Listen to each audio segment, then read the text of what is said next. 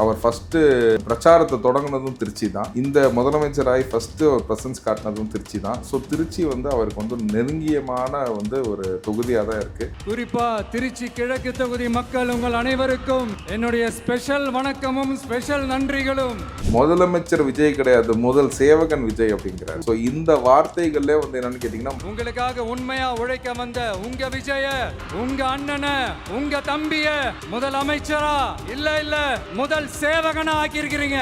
தலை வணங்கி ஒட்டுமொத்த தமிழக மக்களுக்கும் இந்த நேரத்தில் என்னுடைய நன்றியை தெரிவிச்சுக்கிறேன். தற்கூரின்னு பேசி நீங்க உங்களை யாராச்சும் தற்கூரின்னு சொன்னா திரும்ப அவனுக்கு போய் நீங்க ஓட்டு போடுவீங்களா? மாட்டோம்.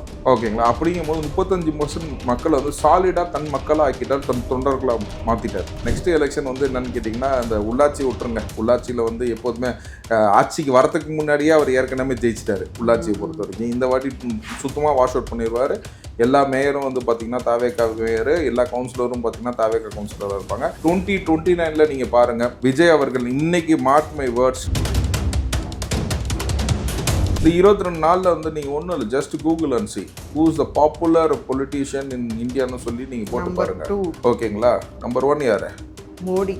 நம்பர் 2 யாரு? விஜய். சிஎம் விஜய் அவர்கள். இந்த குடும்ப ஆட்சியும் சிற்றரசர் ஆட்சியும் ஊழல் ஆட்சியும் பிளஸ் அராஜகம். இந்த அராஜகத்தை வந்து பாத்தீங்கன்னா இவங்களுக்கு கண்ட்ரோல்டே இல்ல. ஆனா யாருமே வந்து ஊழலோ இல்ல இந்த அராஜகமோ தான் நம்மளோட தோல்விக்கு காரணம், அதை நம்ம சரி செய்யணும் அப்படின்னு பேச மாட்டாங்க. இல்ல, அதை எப்படி ஒத்துக்குவாங்க? அதை ஒத்துக்கிட்டாங்கன்னா டிபிஎஸ்சில மொத்தமா கொடுத்து நீங்க அப்ரூவல் ஆயிட்டீங்கன்னு சொல்லிட்டு தூக்கி உள்ளுக்குள்ள வச்சு விட்டுருவாங்க. ஏற்கனவே சொல்றாங்க திமுக அரசு வந்து அதிமுக மேல கேஸ் போடுறேன்னு 5 வருஷத்தை ஓட்டி தன்னோட கேஸ் எல்லாத்தையுமே வந்து பாத்தீங்கன்னா டிபிஎஸ்சில வந்து க்ளோஸ் பண்ணாங்க. இன்னைக்கு அந்த கேஸ் எல்லாம் ரீஓபன் ஆகும். இந்த கேஸ்லாம் இன்னைக்கு ரீஓபன் ஆகணும். இன்னைக்கு தாவேக அரசு வந்து பாத்தீங்கன்னா திமுக செய்த ஊழலுக்கு ஒன்றுக்கும் வழக்கு கண்டிப்பா போடணும். அந்த வழக்குல நான் சொல்ற ஒரு சின்ன திருத்தம் என்னன்னு கேட்டீங்கன்னா, உங்க சேனல் வழியா நான் பதிவு செஞ்சுக்கிறேன். நியூஸின் நேயர்களுக்கு வணக்கம். இன்றைக்கு நேர்காணல நம்ம கூட இணைஞ்சிருக்காங்க வழக்கறிஞர் மற்றும் அரசியல் விமர்சகர் திரு ஆரோக்கிய சதீஷ் அவர்கள். நிறைய கேள்விகள் கேட்க போறோம், வாங்க பேசலாம். வணக்கம் சார். வணக்கம். திருச்சி கிழக்குல விஜய் அவர்களுடைய ஸ்பீச் எப்படி இருந்துச்சு? ஒரு திருச்சி கிழக்கின் வாக்காளராக வந்து பார்த்தீங்கன்னா, ரொம்ப ஃபஸ்ட்டு முதலமைச்சர் ஆனதுக்கு அப்புறம் அவர் பிரச்சாரத்தை தொடங்கினதும் திருச்சி தான். ஓகேங்களா? இந்த முதலமைச்சராகி ஃபஸ்ட்டு அவர் ப்ரெசன்ஸ் காட்டினதும் திருச்சி தான். ஸோ திருச்சி வந்து அவருக்கு வந்து நெருங்கியமான வந்து ஒரு தொகுதியாக தான் இருக்குது. திருச்சி வாக்காளன்ற பேரில் வந்து எனக்கு ரொம்ப சந்தோஷமான ஒரு விஷயம். அதுவும் இல்லாமல் எனக்கு நான் ரிசைன் பண்ணிட்டேன்னு நினைக்காதீங்க. எனக்கு 2 கண்களாக வந்து, ஒரு கண்ணு பெரம்பூர்னா இன்னொரு கண்ணு வந்து 234 தொகுதிக்கு நான் தான் வந்து முதலமைச்சர். ஆனால் எனக்கு 2 தொகுதியும் ரொம்ப முக்கியமான தொகுதிகள்னு சொன்னது வந்து எனக்கு ரொம்ப நிறைவாக இருக்குது. ஒன்று வந்து சொல்லியிருக்காரு, இந்த மண்ணின் மைதானில் தான் யாராச்சும் ஒருத்தர் நிற்க போகிறேன்னு சொல்லியிருக்காரு. ஓகேங்களா? ஸோ திருச்சி கிழக்கு மக்களில் அந்த 2.25 லட்சம் பேத்துல யாரு அப்படிங்கிறது வந்து எனக்கு ரொம்ப ஒரு சர்ப்ரைஸாகவும் இருக்குது. ஸோ ரொம்ப சந்தோஷமாகவும் இருக்குது.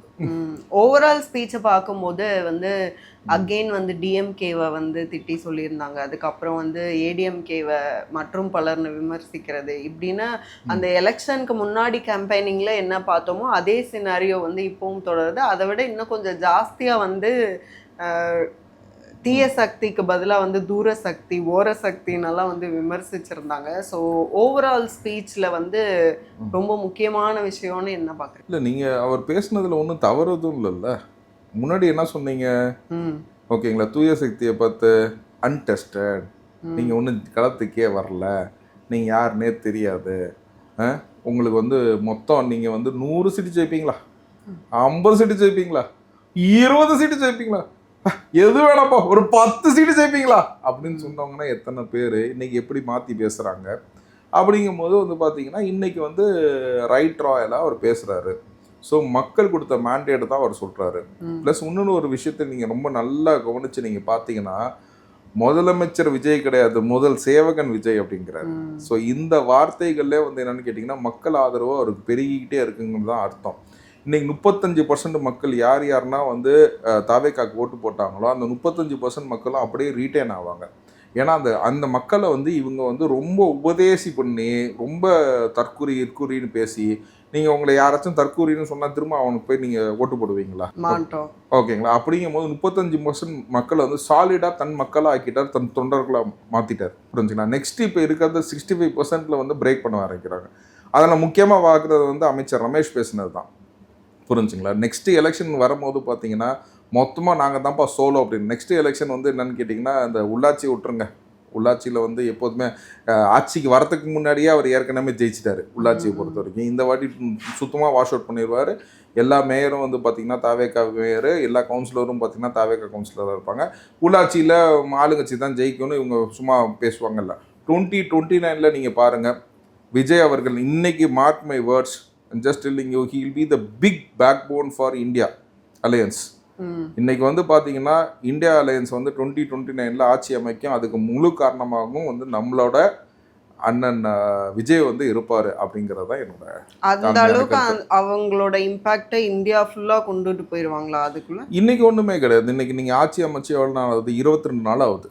இன்னைக்கு சேர்த்து 10ல் ஆரம்பிச்சு நீங்கள் 1ஆம் தேதி இன்னைக்கு நீங்கள் இதையும் சேர்த்து பார்த்தீங்கன்னா 22 நாள் ஆகுது. இந்த 22 நாளில் வந்து நீங்கள் ஒன்றும் இல்லை, just Google and see who is the popular politician in இந்தியான்னு சொல்லி நீங்கள் போட்டு பாருங்க. ஓகேங்களா? நம்பர் 1 யாரு? மோடி. நம்பர் 2 யாரு? விஜய், சிஎம் விஜய் அவர்கள். புரிஞ்சுங்களா? அப்படிங்கும் போது 22 நாள்ல இந்த ஒரு மாற்றம் வருது. Have he has done it. இன்னைக்கு அவர் சொன்னதுன்னா வந்து ஒன்றும் இல்லை. இன்னைக்கு வந்து பல ஆராய்ச்சிகள் வந்து பார்த்தீங்கன்னா பண்ணிட்டு இருக்காங்க. எப்படி வின் பண்ணாரு என்னன்னு பல பேர் வந்து பார்த்தீங்கன்னா வைத்தறிச்சல் இருக்கிறாங்க. இந்த ஹம்பிள்னஸ் தான் அவர் கொண்டு போயிருக்கு. இன்னைக்கு முதல் சேவகன்னு சொன்னாங்களே, இன்னைக்கு வந்து ஒரு பக்கத்து ஸ்டேட்டை ஒரு நடிகர் வந்து சொன்னார், எப்படிப்பா ஜெயிச்சாங்கன்னு தெரில, நானும் இங்கே 15 வருஷமாக உருண்டு பரல்றேன், நடக்கிறது இல்லை. இப்போ நீ கால் மேலே கால் போட்டு சும்மா ஒன்று மூஞ்சை வச்சுக்கிட்டு இருந்தேன்னா உனக்கு எவனுமே வந்து மனுஷனாக கூட மதிக்க மாட்டான். இங்கே அந்த ஹம்பிள் ஃபேஸு இன்னைக்கு வந்து அந்த ஹம்பிள் திங் மட்டும்தான் வந்து பார்த்தீங்கன்னா வந்து விஜய் அவர்களை மேற்கொண்டு உயரத்துக்கு கொண்டு போகுது அப்படிங்கிறத நான் சொல்கிறேன். இப்போ ஜென்சி திமுக உறுப்பினர்கள் அப்படின்னு சொல்லி திமுகல வந்து அடுத்தடுத்து அந்த ரிப்பேரிங் அந்த வேலைகளை செய்யும்போது ஜென்சி வந்து உள்ள இறக்குறோம் அப்படின்னு சொல்லிட்டு நீங்க அந்த ஸ்பீச்சஸ்லாம் கேட்டிருப்பீங்க. ரொம்ப சந்தோஷமா இருந்துச்சு. அது வந்து ஒரு அவங்களுடைய தவறுகள் என்னென்ன அப்படிங்கறதே ஸ்டில் அவங்க புரிந்து கொள்ளாம இருக்கிறாங்கன்னு உணர்ந்துக்க முடியுது. இல்ல, கண்டிப்பாக. அதாவது இவங்க நடத்துறதே வந்து பாத்தீங்கன்னா எதுக்கு வந்து நான் வந்து சொல்றேன் சார் நீங்க தோத்ததுக்கு காரணம் தீய சக்தி திமுக. நான் சொல்றதுக்கு காரணம் வந்து என்னன்னு கேட்டீங்கன்னா, ஃபர்ஸ்ட் மன்னராட்சி. புரிஞ்சுங்களா? நெக்ஸ்ட் சிற்றரசாட்சி. மன்னராட்சின்னு என்னன்னு கேட்டீங்கன்னா, உங்க குடும்பத்துல நீங்க இதுக்காக மைசூர் போய் உட்காந்து பேசணும்னு அவசியம் கிடையாது. புரிஞ்சுங்களா? உங்கள் குடும்பத்தில் இருக்க எல்லாத்துக்குமே நீங்கள் டக்குன்னு நீங்கள் எடுத்து நெக்ஸ்ட்டு சபரீசன் அவர்கள் வந்து போய் தெக்கேலன்னா வந்து சுற்றிட்டு வந்தது தூத்துக்குடி ஈத்தின்னா, ஏன்னா வந்து ஒரு பெரிய சலசலப்பை உண்டாக்குது. ஒரு குடும்பத்தில் எவ்வளோ போஸ்டிங் இருக்குன்னு யோசிச்சு பாருங்கள். ஓகேங்களா? முதல்வர், டெபுட்டி முதல்வர், அத்தை வந்து இது எம்பி. ஓகேங்களா? இங்கே மாமா மச்சான் வந்து பார்த்திங்கன்னா தயாநிதி மாறன், அவர் ஒரு எம்பி. புரிஞ்சுங்களா? இந்த மாதிரி வந்து பார்த்தீங்கன்னா ஒரு குடும்பத்துக்குள்ளே இவ்வளோ போஸ்டிங் இருந்துச்சுன்னா எந்த மக்களுமே இது விரும்பலை.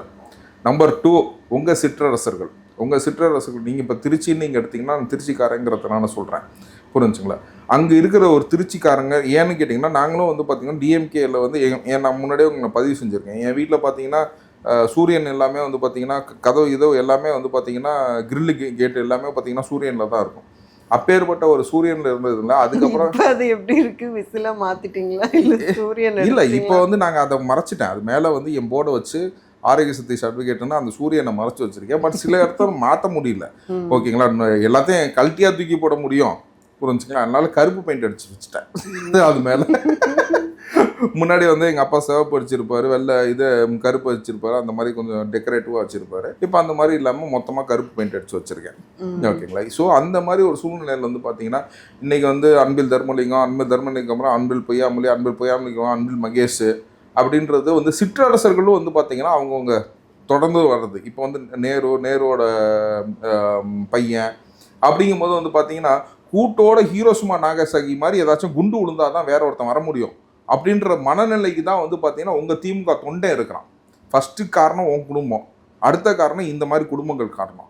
புரிஞ்சுங்களா? ஏரியாவுக்கு ஏரியா இதே மாதிரி ஒரு பிரச்சனைகள் வச்சுருவேன். ஏன்னா அவன் என்ன மேற்கோள் காட்டுறான், உங்கள் குடும்பம் இருக்கும்போது என் குடும்பம் இருக்கக்கூடாதான்னு கேட்குறான். இன்றைக்கி நீங்கள் யாரை வேணால் எடுத்துக்கோங்க, வீரபாண்டி ஆறுமுகம் அவர் பையன் கண்டிப்பாக இருப்பாப்புல, அவர் பேர் கூட எனக்கு தெரியாது, கண்டிப்பாக இருப்பா. பொன்முடி அவரோட பையன் கண்டிப்பாக இருப்பாப்புல. புரிஞ்சுங்களா? You name any person. புரிஞ்சுங்களா? அவங்களோட கண்டிப்பாக வந்து பார்த்தீங்கன்னா வாரிசுகள் கண்டிப்பாக திமுகவில் திரும்பவும் எம்பியாவோ எம்எல்ஏவாவோ இருப்பாங்க. இந்த மாதிரி ஒரு அரசியல் தான் உங்களுக்கு ஃபஸ்ட்டு வந்து இது. நெக்ஸ்ட்டு ஊழல். புரிஞ்சுங்களா? எல்லா இடத்துலையுமே ஊழல். ஓகேங்களா. ஏன்னா ரோடு பொறுக்கிட்டு இருக்கவனா வந்து பார்த்தீங்கன்னா 100 கோடிக்கு கல்யாணம் பண்ணாங்கன்னா புரிஞ்சுங்களா, மக்கள் வந்து சும்மா பார்த்துக்கிட்டா இருப்பாங்க. இந்த விஷயம் வந்து பார்த்தீங்கன்னா நீங்கள் திருடிக்கிட்டு தான் இருந்தீங்க, கலைஞர் காலத்துலேருந்து திருடிக்கிட்டு தான் இருந்தீங்க.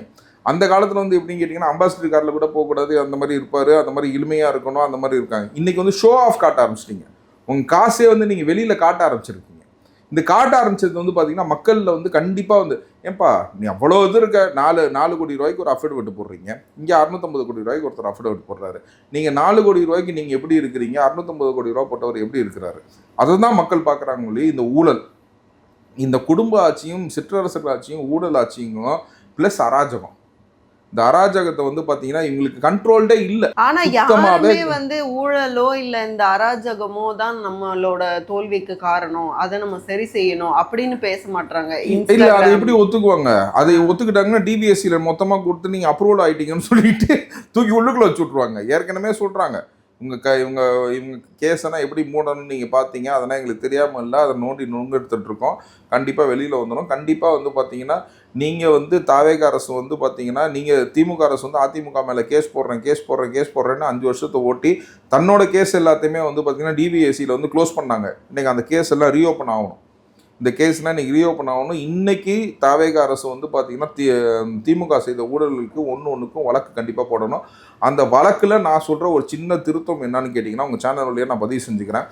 முன்னாடி எப்படின்னு கேட்டிங்கன்னா இப்போ வழக்கு போடுவாங்க, இந்த செந்தில் பாலாஜியோட 2000 பேரை சேர்த்துருவாங்க, லஞ்சம் கொடுத்தவனே வந்து தப்புன்னு சொல்லி அதையும் சேர்த்துருவாங்க.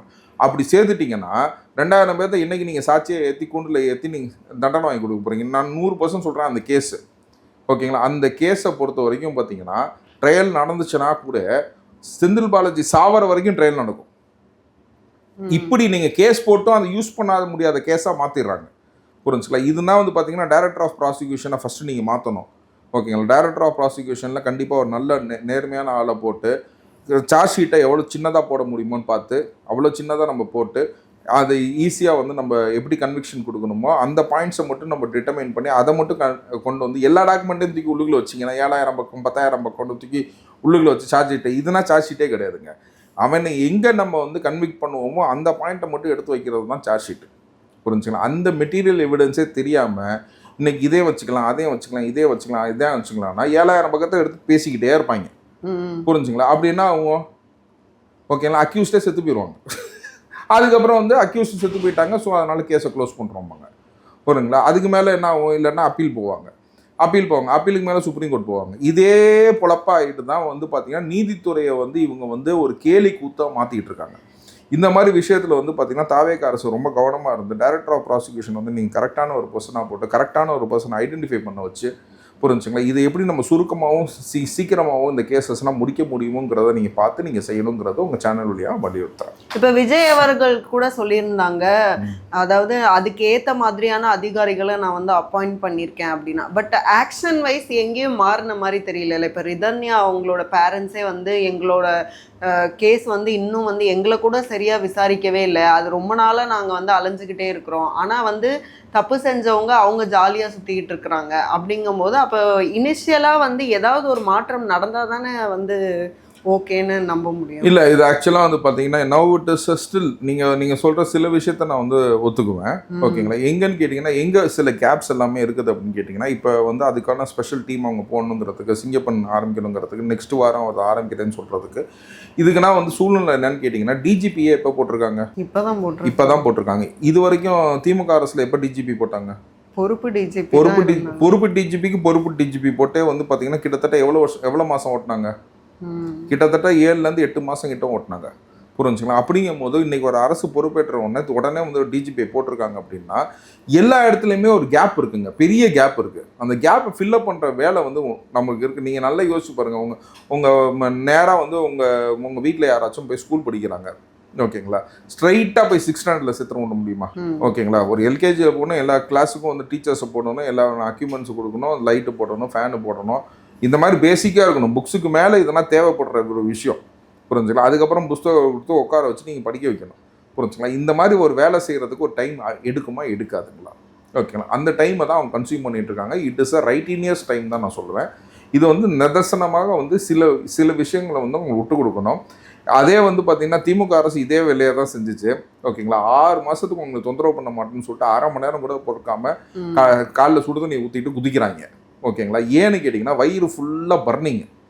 ஓகேங்களா, 4 இளநீ குடிங்க தயவு செய்து திமுக காரர்களே. ஓகேங்களா, அதிமுக வந்து நீங்கள் 2 இளநீ குடிங்க, திமுக காரங்க டெய்லி 4 இளநீ குடிங்க. ஓகேங்களா, அப்போ தான் வந்து உங்கள் வயிற்றுச்சல் கொஞ்சம் அடங்கும்.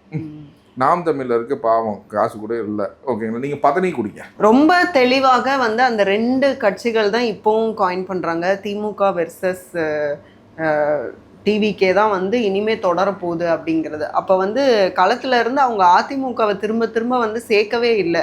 அப்போது ஏடிஎம்கே ஒன்றுமே இல்லை, அந்த இடத்த நான் பிடிச்சிட்டேங்கிறதோட மீனிங்காக இதை எடுத்துக்கலாமா? இல்லை, நான் வந்து அதுக்கு நான் மாற்று கருத்து எனக்கு. ஏன்னா அதிமுக அப்படின்னு சொல்லக்கூட இல்லாமல் உங்களுக்கு என்ன இப்போ நான் மாற்று கருத்து சொல்லணும். நான் மாற்று கருத்து இருக்கு எனக்கு. விஜய் அண்ணன் விஜய் சொன்னதில் எனக்கு ஒரு மாற்று கருத்து இருக்கு. நான் இந்த விதத்தில் வந்து பார்த்தீங்கன்னா அமைச்சர் ரமேஷ் பிரதர் சொன்னதை வந்து நான் ஏற்றுக்குவேன். ஓகேங்களா, ஏன்னு கேட்டிங்கன்னா எதிர்கட்சின்றதே ஒன்று இல்லாமல் போகும், அந்த அளவுக்கு மக்கள் எங்களை ஆதரவிப்பாங்கன்னு சொன்னாங்க. புரிஞ்சுங்களா, யாரையாச்சும் சொல்லணுமே. ஓகே, ஒரு இதுன்னு ஏன்னு கேட்டிங்கன்னா நம்ம ஆப்போசிட்டில் வந்து சொல்லணும், எல்லாத்துக்குமே ஒரு ஆப்போசிட்னு ஒன்று சொல்லணும் அப்படிங்கிறதுக்காக அவர் பதிவு பண்ணியிருக்காரு. பட் ஆனால் மக்களின் இன்னைக்கு 35% மக்கள் எப்படி சாலிடாக வந்து விஜயின் தொண்டர்களாக மாறி இருக்காங்க, இந்த அரசுக்கு ஒத்துழைப்பாங்களோ அதே மாதிரி போகிற எலெக்ஷனில் நீங்கள் பார்த்தீங்கன்னா இது வந்து வெரி பிக் கன்வர்ஷன்ஸாக இருக்கும். புரிஞ்சுங்களா, இன்றைக்கி வந்து நீங்கள் நான் சொல்கிற மாதிரி வந்து பார்த்தீங்கன்னா இது ஃபுல்லாக அடிச்சிருவோம், உள்ளாட்சி நீங்கள் ஜெயிச்சிட்டிங்கன்னா அதுக்கும் வேறு ஒரு வயிற்றுச்சல் பண்ணுவாங்க. நெக்ஸ்ட் மார்க் மை பாயிண்ட் 40க்கு 40 அடிக்கிறோம் 2029. இதை நான் சொல்லி காட்டுறேன். Not even single seat miss ஆகாது, 40க்கு 40 அடிக்கிறோம். அப்படிங்கிறது தான் வந்து பார்த்திங்கன்னா எதிர்கட்சின்னு ஒன்று இல்லாமல் ஆக்கிறதுக்கான ஒரு பெரிய ஒரு பிளாட்ஃபார்மாக க்ரியேட் பண்ணுவாங்க. தென் கம்ஸ் த 2031 எலெக்ஷனு. 2031 எலெக்ஷனில் வந்து 200 சீட்டுக்கு மேலே கூட்டணி கட்சிகளை சேர்த்துக்கிட்டு பண்ணுவார். கூட்டணியில் அப்பயும் ஆட்சியில் பங்கு கொடுப்பார் அப்படிங்கிறது தான் நான் பதிவு செய்கிறேன்.